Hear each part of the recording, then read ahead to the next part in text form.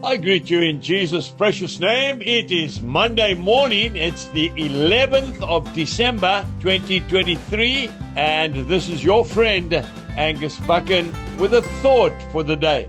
We start off in the book of Matthew, chapter 20 and verse 22. But Jesus answered and said, "You do not know what you ask. Are you able to drink the cup that I am about to drink and be baptized with the baptism that I am baptized with?" This is when the disciples wanted to sit with Jesus. Their mother was organizing for them to sit one on either side of the Master when he went to heaven. The cup that the Lord was offering was not a cup of prosperity, but the cup of suffering. We wonder sometimes why we are having such a rough time in life, don't we? Why is God punishing me like this? Just everything in my life seems to be going wrong.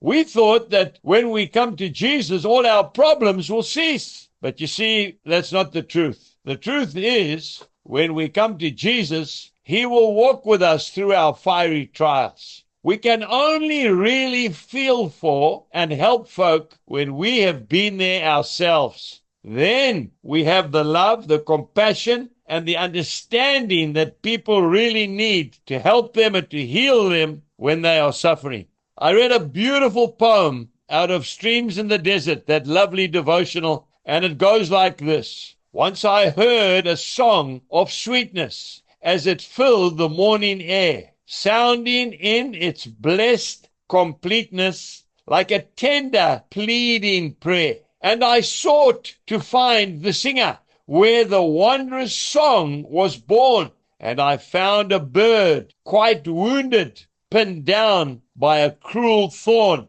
I have seen a soul in sadness, while its wings with pain were furled, giving hope and cheer and gladness that should bless a weeping world. And I knew that life of sweetness was of pain and sorrow born, and a stricken soul was singing with its heart against a thorn. You are told of one who loved you, of a Savior crucified. You are told of nails that held him and a spear that pierced his side. You are told of cruel scourging, of a Savior bearing scorn, and he died for your salvation with his brow against a thorn.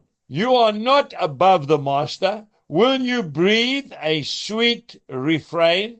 And his grace will be sufficient when your heart is pierced with pain. Will you live to bless his loved ones, though your life be bruised and torn, like the bird that sang so sweetly with its heart against a thorn? Jesus bless you, and go and bless somebody else.